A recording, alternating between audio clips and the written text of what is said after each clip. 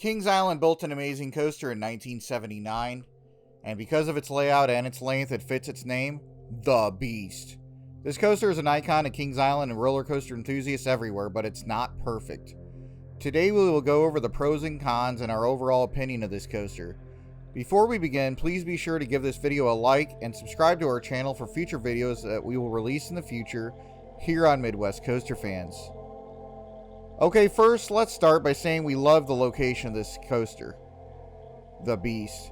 It's tucked in the corner of the park over by Rivertown. This area, of course, is home to many great coasters. There are big footprints that lead you to the entrance of the coaster. What's amazing is that you can't see much of the coaster till you get to the actual station. There used to be water surrounding the station, but in recent years that has been removed. Some say it was because of the mosquitoes, and others say it was to stop the wear and tear on the supports, but who really knows? Once you get to the station, you're immediately greeted by an enormous train. The train actually sits 36 passengers, which in my opinion could be a downfall.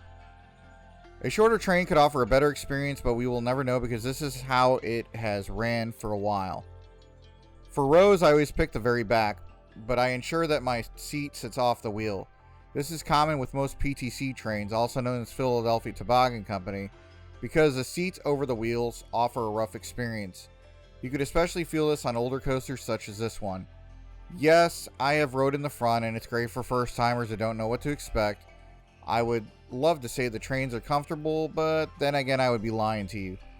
For a train named The Beast, I would love the park to add sound effects in the station and maybe a soundtrack to pump you up for the ride. Of course, just like every other Cedar Fair park, we are met with fun TV.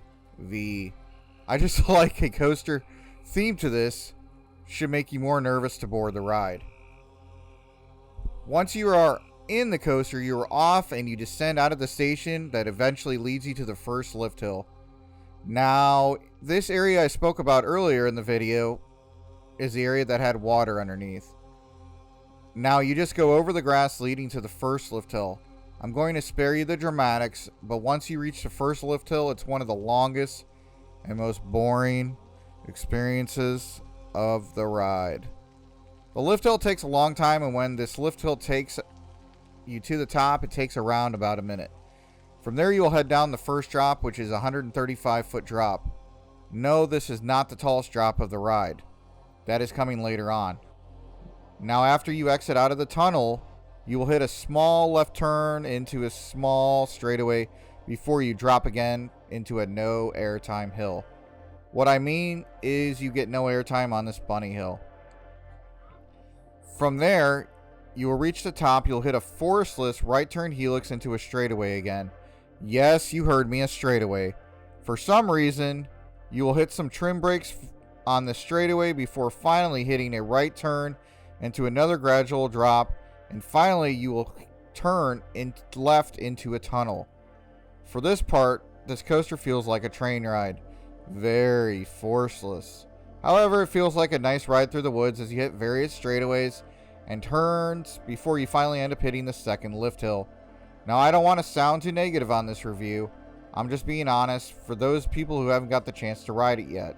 Also, my favorite part of the coaster is coming up. The second lift hill doesn't take as long, and you get to look at the intimidating helix and drop that is coming up while you're heading up of it. This part coming up is the reason why I always make sure to ride the Beast on every visit at Kings Island. Also at the top, you could get a great view of the park and a great shot of all the different coasters and attractions that Kings Island has to offer. Just take a look at this view here on this video for a second while we descend down this second drop. From there, you descend down a 141-foot drop and into a 540-degree helix. As you can see from this POV, it gains and gains speed, which in my opinion is one of the greatest and most intense moments of lateral moments you will ever experience on a coaster.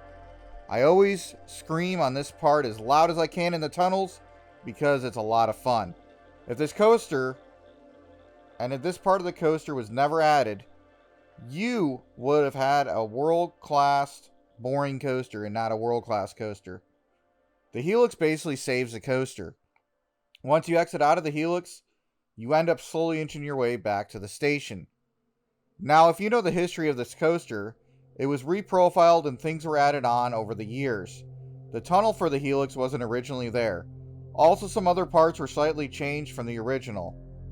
Judging from an old POV I watched, it looks like the speed was slightly slower than it is right now as well.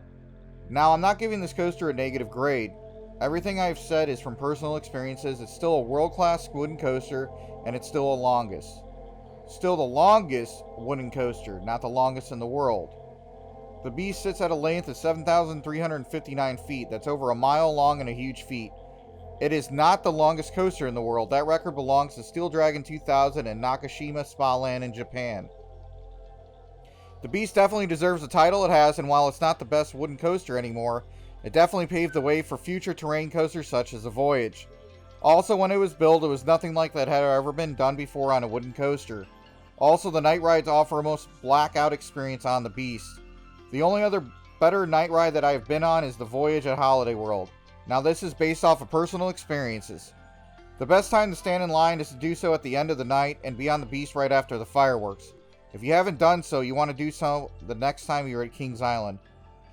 The next time you're at Kings Island, don't miss out on a legend. Some people love this coaster and some people hate it. The nostalgia makes it a must ride for me while I'm at Kings Island. Now, we know there's many other coasters at Kings Island, but this has always been a coaster that's been a must ride and one that I cannot miss no matter how busy the park is. Something about the beast just gets me excited every time. I would love to see better trains eventually on the beast. So let me know, what's your personal experience on the beast? Do you agree with what we have said in this review? What kind of memories does this coaster offer for you? Also, please leave a like for our video and look out for future videos to drop down for Midwest Coaster fans. Also, a special thanks goes out to Airtime Thrills for this raw footage of off-ride POV of the beast. And until next time, this is Midwest Coaster Fans signing off. Thanks again for watching.